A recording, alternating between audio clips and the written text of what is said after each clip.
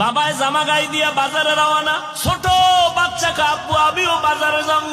বাবায় কয় তুমি যাইতে পারবা না কাব্বু, আমি যাবো, দোকানে যাব।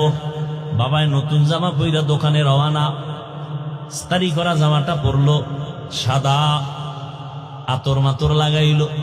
বন্ধু আসছে দোকানে দেখা করবে। বাচ্চাটা কান্দে মোহব্বতে, যাবো।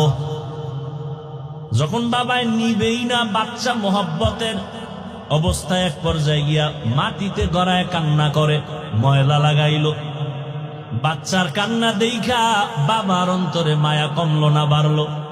ওই ময়লা সহ তখন বাচ্চাটারে কোলে নিয়া ধুলা বালুর দিকে তাকায় না, মোহাব্বতে বাচ্চাটারে কোলে নিয়া নিজের পরিষ্কার জামাটারও ময়লা করে ফেললো।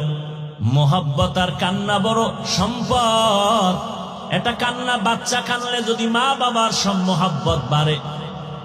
ছাত্র যদি কান্না করে শিক্ষকের অন্তরে মোহাব্বত বাড়ে। একটা বান্দা যদি কান্না করে আল্লাহর মোহাব্বত কেন বাড়ে না? বাড়বে না।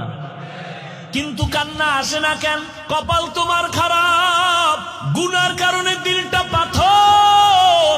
হাতের গুনাহ, চোখের গুনাহ, কানের গুনাহ, জবানের গুনাহ। হাত দিয়ে জুলুম করলা, কলম দিয়ে কারো বিরুদ্ধে লেখলা, কলম দিয়ে কারো ক্ষতির সাধন করলা, অন্তর দিয়া গুনাহ করলা, চক্ষু দিয়া যা দেখা নিষেধ, সারাটা রাত মোবাইলটা হাতে নিয়ে কবিরা গুনাহ করে রাত কাটাইলা।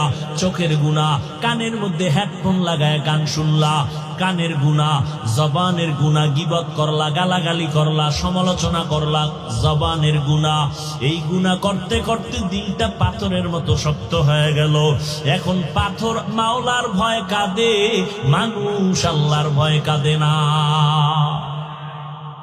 ثم قست قلوبكم من بعد ذلك فهي كالحجارة أو أشد قسوة وإن من الحجارة لما يتفجر منه الأنهار وإن منها لما يشقق فيخرج منه الماء। আল্লাহর ভয়ে পাথর কান্না করে নহর পর্যন্ত প্রবাহিত করে দিল। আল্লাহর ভয়ে পাথর কাঁদে। মানুষ তোমার চোখে কেন কান্না নাই? তোমার গুনার কারণে আমার আল্লাহ তোমার উপরে বেজার। মোনাজাতে অনেকে কাঁদে, তোমার চোখে বানি নাই। তোমার কপাল এতটাই যে পুরলো, নিজে তো কাঁদেই না, আর একজনে কান্না করলে তার দিকে তাকাইয়া হাসে। কপাল পোড়া। অথচ মদিনার নবী বলেন, এক